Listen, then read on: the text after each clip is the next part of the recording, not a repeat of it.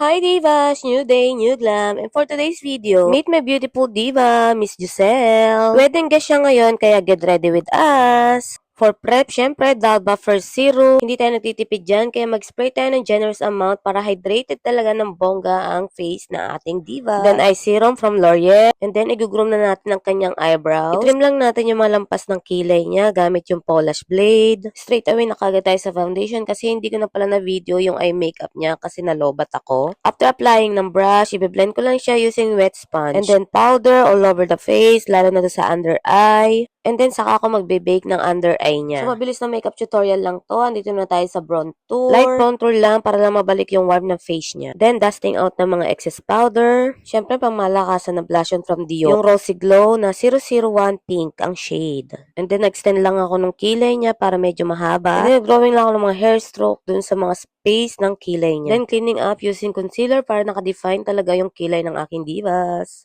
And then, hindi mawawala ang thin eyeliner para mas lalong buo ang kanyang eye makeup. Korean ka? 안녕하세요. Of course, generous amount ulit ng fixing spray from Crayola. At finalize lang ako ng kilay para mas more natural looking yung kilay niya. And then, OG lipstick na Maybelline Super Stay. Super low lasting talaga. Mas mauna pang mawala yung jowa mo kaysa sa lipstick mo. Char. Then, tuloy ko ng pag-apply ng highlighter doon sa mga highest point ng kanyang face, lalo na sa nose. Then, add mascara and lower mascara to complete the eye makeup. And for reference, ito yung before and after na makeup look ng aking divas.